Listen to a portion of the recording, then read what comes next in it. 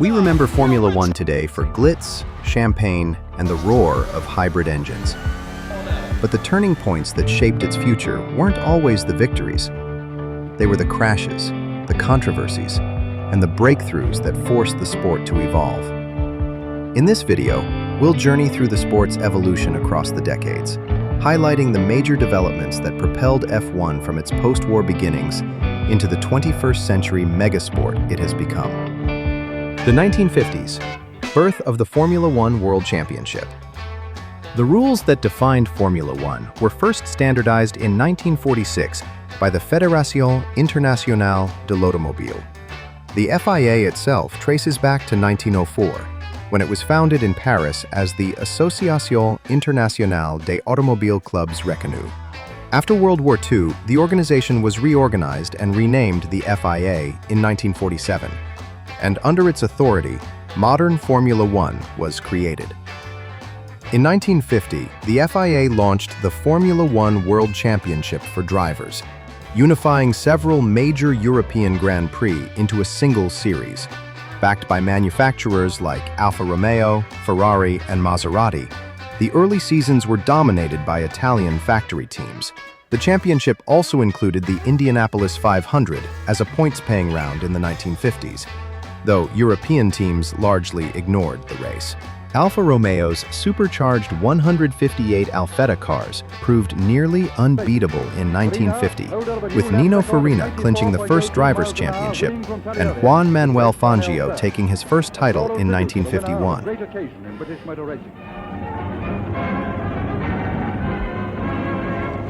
These early machines were front-engined, fuel-hungry monsters, producing more than 400 horsepower on exotic fuel blends.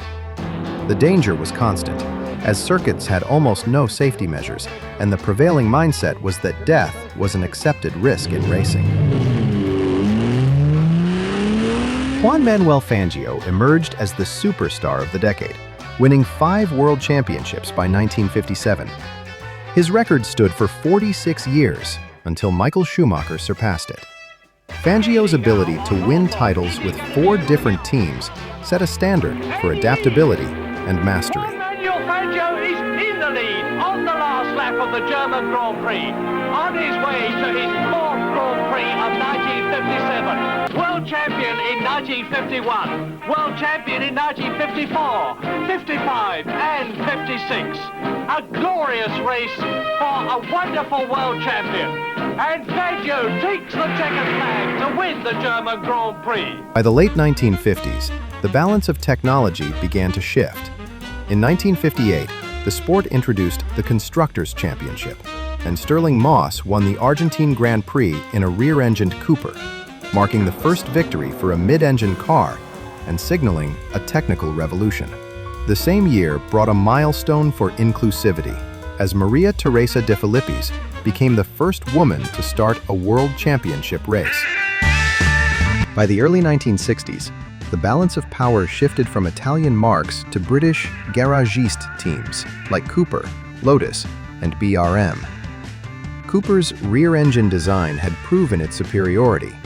After the 1960 Italian Grand Prix, no front-engined car would ever win a world championship race again. In 1961, F1 imposed a new 1.5-liter engine formula to curb speeds, forcing teams to develop compact, high-revving engines. Lotus, led by engineer Colin Chapman, pioneered the lightweight monocoque chassis in 1962, improving stiffness, reducing weight, and heralding a new era of car design. British star Jim Clark thrived in this environment, winning titles in 1963 and 1965, the latter year also seeing him capture the Indianapolis 500, an extraordinary double achievement. Off track, Formula One expanded beyond its European base. The United States Grand Prix became a fixture, while television coverage brought the sport to a wider audience. Technical innovation accelerated, with teams bolting on primitive aerodynamic wings by 1968 to generate downforce for better grip. That same year, Lotus broke with tradition by introducing sponsorship liveries in place of national racing colors, reflecting the sport's increasing commercialization. The decade ended on a bittersweet note. Safety measures remained limited, with Lorenzo Bandini's fatal crash in 1967 sparking louder calls for reform. In 1969, several dramatic wing failures prompted the FIA to mandate that aerodynamic devices be rigid and fixed to the chassis. And in 1970, the death of Jochen Rindt at Monza underscored the risks still present, even as he became F1's only posthumous world champion. The 1970s brought profound change to Formula One, inspired in part by figures like Jackie Stewart, who led a strong push for improved safety. Organizers overhauled circuits and regulations to reduce fatalities. Long, perilous tracks, such as the original Spa layout and the Nürburgring Nordschleife, were shortened or dropped from the calendar by the late 1970s because of safety concerns. Over the decade, crash barriers, runoff areas, strengthened medical support, and other protective measures gradually became standard. The deaths of drivers such as Jochen Rindt in 1970 and Roger Williamson in 1973 exposed systemic risks and pressured Formula One to act. The crash at the start of the 1978 Italian Grand Prix, which led to Ronnie Peterson's death, spurred reforms that included safer fuel cell technology, mandatory multi-point harnesses, and stricter track inspections. On the technical side, the mid-1970s saw the rise of ground effect aerodynamics, pioneered by Colin Chapman's Lotus team. The Lotus 78 and later the 79 featured wing-shaped side-pod underbodies and sliding skirts that sealed the airflow beneath the car, creating suction that pressed it to the track. These ground effect cars delivered extraordinary cornering grip and dominated the late 1970s. Mario Andretti won the 1978 championship in the ground effect Lotus 79, although teams struggled with instability and sensitivity to ride height. In response, the FIA gradually restricted the use of skirts and by 1983 required flat undersides to limit extreme ground effects. Another major innovation of the decade was the arrival of turbocharged engines. Renault introduced the first turbocharged Formula One car in 1977 with the RS01, beginning a new era of forced induction in the sport. Early turbo engines were fragile and plagued by turbo lag, but their potential for power soon became undeniable. At the same time, sponsorship and television revenue reshaped the economics of Formula One. Corporate backers, particularly cigarette companies, became central sponsors. Bernie Ecclestone consolidated control over commercial rights during the late 1970s, creating the foundation for Formula One as a global entertainment business. By the end of the decade, the grid featured both manufacturer teams and independent garagistes, and the calendar had expanded its reach, with races in South America and early efforts in Asia joining the European and North American core. The 1980s, Turbo Era, and Superstar Rivalries. If one word defines F1 in the 1980s, it's power. Turbocharged engines became the dominant technology, turning Grand Prix cars into rocket ships. Onto full power down the pit straight. And small 1.5-liter turbo engines, such as inline 4s and V6s, were pushed to absurd outputs. By 1986, qualifying trim turbos could reportedly exceed 1,200 to 1,400 horsepower, albeit briefly. Speeds climbed, and so did the danger.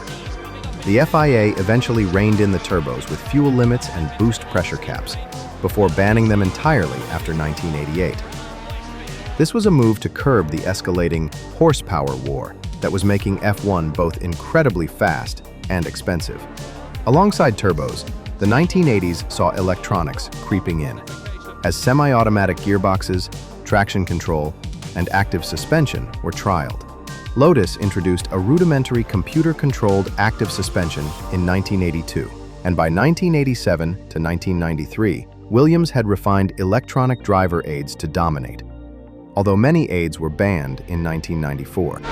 This era produced some of F1's most legendary driver rivalries and heroes. Ayrton Senna, Alain Prost, Nelson Piquet, and Nigel Mansell were among the stars who captivated fans. Senna and Prost, in particular, formed an iconic rivalry. The two teammates turned adversaries at McLaren engaged in intense battles for the championship in 1988 to 1990 that became the stuff of legend. Ayrton Senna, a Brazilian with almost otherworldly talent, won 3 titles in 1988, 1990, and 1991. He was revered for his qualifying speed and rain mastery. His record 6 wins at Monaco and masterful wet weather drives earned him the nickname the Rain Master and cemented his status as perhaps the greatest driver in the rain. Prost, nicknamed the Professor, claimed 4 titles with a smooth, calculating style. Their clashes, both on track and political, symbolized the high-stakes drama of F1 at the peak of the turbo era. By the late 1980s, safety again took center stage as horrific accidents, such as Gilles Villeneuve's fatal crash in 1982, and multiple serious crashes in 1987, reminded everyone of the sport's perils. In 1989, Formula One stepped back to using only naturally aspirated 3.5-liter engines, kicking off a new chapter with slightly slower but still very fast cars.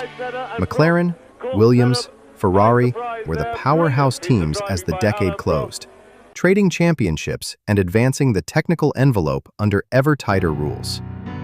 The 1990s opened with fierce competition and rapid changes in car design, but the decade is most remembered for the tragic weekend at Imola in 1994. During the San Marino Grand Prix, Austrian rookie Roland Ratzenberger tragically passed away in qualifying, and the next day, Ayrton Senna lost his life during the race. It was an unprecedented catastrophe that shook Formula One to its core.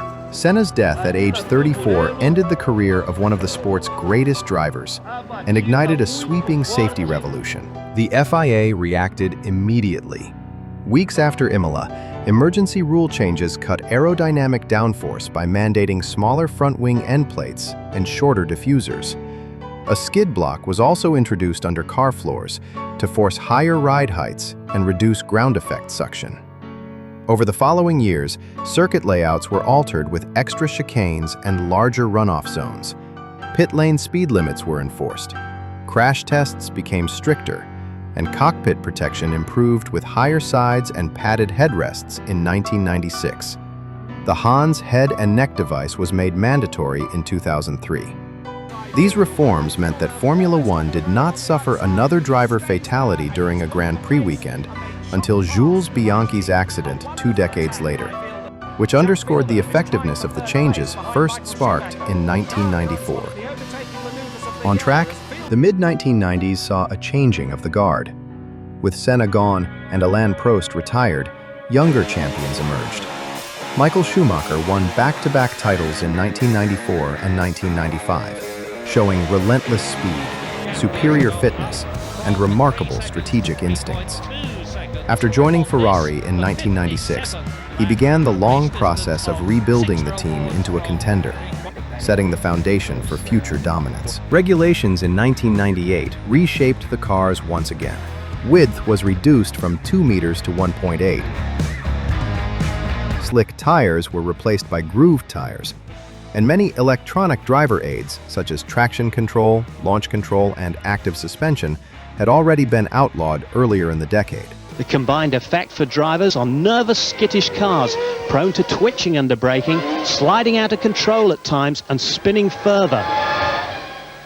The rule makers aim to slow the cars down, whilst drivers must now use all their skills to control them. And what a spectacle it is. Schumacher dueled with Damon Hill and Jacques Villeneuve for championships earlier in the decade, then fought Mika Häkkinen in intense battles at the end of it, with Häkkinen taking the titles in 1998 and 1999. By the close of the decade, Ferrari and McLaren had overtaken Williams and Benetton as the leading forces, setting the stage for Ferrari's dominance in the new millennium. The early 2000s were defined by Michael Schumacher's Ferrari dynasty. After 21 years without a driver's title, Ferrari finally broke through in 2000 with Schumacher, and then went on to dominate. You're great, Ross. You're great, Ross. All of you guys. We did it! We did it! Schumacher won 5 consecutive championships from 2000 through 2004, while Ferrari also collected 6 constructors' titles in that stretch. At his peak, Schumacher set new benchmarks with 91 Grand Prix victories, the most ever at the time, and 7 World Championships, which stood as the sport's ultimate record until the 2010s. Ferrari's dominance was built on technical excellence and continuity under team principal Jean Todt and technical director Ross Brawn. To keep competition alive, the FIA introduced rule changes, including one-lap qualifying formats and a new point system in 2003 that rewarded more finishers to tighten title battles. In 2005, tire changes during races were banned for that season only in an effort to add unpredictability. Everything looks okay. As Ferrari's run stretched on, new superstars emerged. Fernando Alonso, a young Spaniard, ended Schumacher's reign by winning the 2005 and 2006 titles with Renault, becoming the youngest driver at the time to secure 2 championships. In 2006, the sport reduced engine size from 3-liter V10s to 2.4-liter V8s, aiming to cut power and improve reliability. Formula One also pushed deeper into global markets, adding new races in Bahrain and China in 2004, and expanded its reach through worldwide television coverage, official video games, and early digital media. One of the most remarkable single-season stories came in 2009.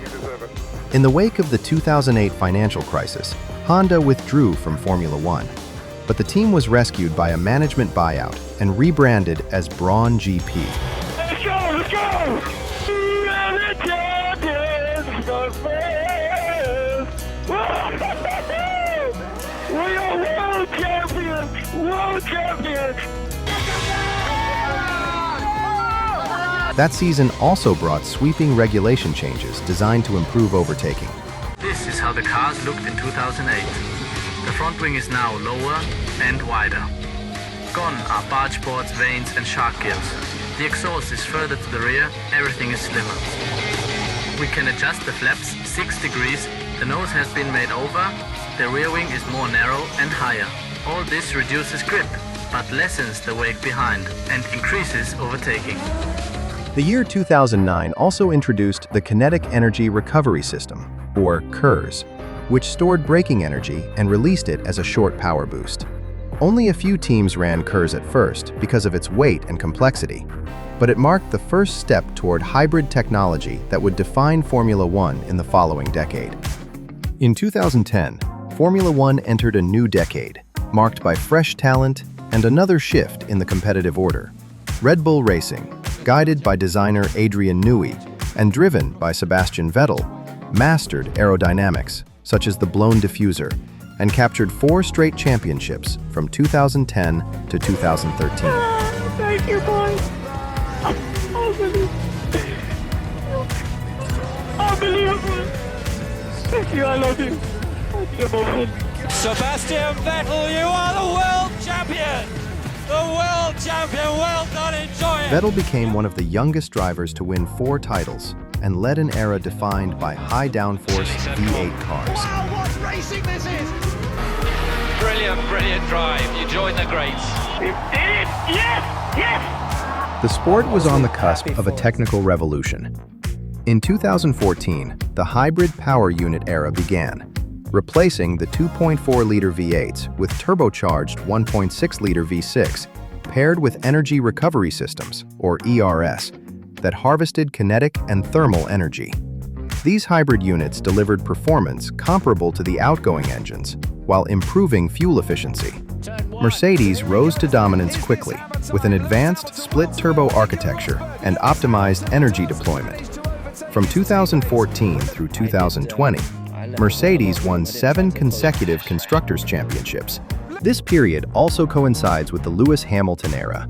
After winning his first title in 2008 with McLaren, Hamilton moved to Mercedes, where he added 6 more championships between 2014 and 2020 to reach 7 overall, tying Michael Schumacher's record. He also surpassed 100 career Grand Prix wins. Hamilton became an influential voice for diversity and inclusion in the sport, broadening its cultural resonance. His rivalry with his Mercedes teammate Nico Rosberg in 2016, when Rosberg took the title and retired, made headlines. And Hamilton's had a massive crash, and he's crashed into his teammate. The two Mercedes come together. World champion in 2016.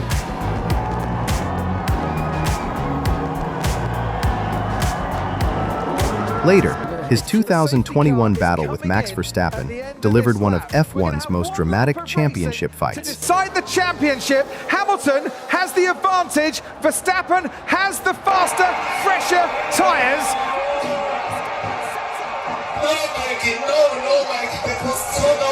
For Verstappen, is it going to be an 8th World Championship for Lewis Hamilton? Where can Verstappen try and get past? Down into turn 5. Is Verstappen far enough back? He's going to make the lunge down the inside. Hamilton sees him coming. It's a late lunge by Verstappen, who takes the lead of the race. They have shared a brilliant championship battle, but the championship can only be won by one, and it's going Dutch in 2021. Max Verstappen, for the first time ever, is Rule champion. and safety evolution continued through the decade. In 2018, F1 made the Halo cockpit device mandatory. Initially controversial, the Halo proved itself by protecting drivers in serious incidents. Cars grew heavier over the decade, largely due to safety enhancements and hybrid systems. Off-track, the arrival of Liberty Media in 2017 transformed F1's commercial and media strategy. With greater social media focus, new fan engagement initiatives, and the global success of the Drive to Survive documentary. By decade's end, F1 had cemented itself as a global spectacle, staging races on multiple continents and pushing initiatives to control costs and enhance competitiveness across teams. In 2020 and 2021, the global pandemic forced schedule changes and even races without live audiences. But Formula One pressed on and introduced one of the biggest regulation packages ever, delayed to 2022. The 2022 cars were a complete redesign aimed at improving wheel-to-wheel racing. Ground effect aerodynamics returned through shaped floor tunnels, while elaborate winglets were simplified or banned to create a cleaner air wake and allow closer following. The cars took on a smoother, curvier look, though initial teething issues like porpoising, a violent bouncing motion caused by ground effect, emerged. By mid-season, the racing did show signs of improvement in overtaking opportunities. Gone for track position, and Leclerc really going for it ahead of Valtteri Bottas now. Great move from Charles Leclerc. These new rules coincided with a strict budget cap, first introduced in 2021 at $145 million per team, designed to prevent runaway spending and keep the field more competitive. Max Verstappen has taken the checkered flag to win the Japanese Grand Prix. This era has been defined by Max Verstappen, who emerged from his dramatic 2021 title fight with Lewis Hamilton to establish himself as the sport's dominant force. By 2025, Verstappen is already a 4-time world champion for the years 2021 through 2024 with Red Bull Racing, marking the first true dynasty of the budget cap era. His relentless speed, aggressive racecraft, and consistency have drawn comparisons to legends like Senna, Schumacher, and Hamilton, cementing him as the benchmark driver of the 2020s. Looking ahead, the decade will also see a landmark expansion.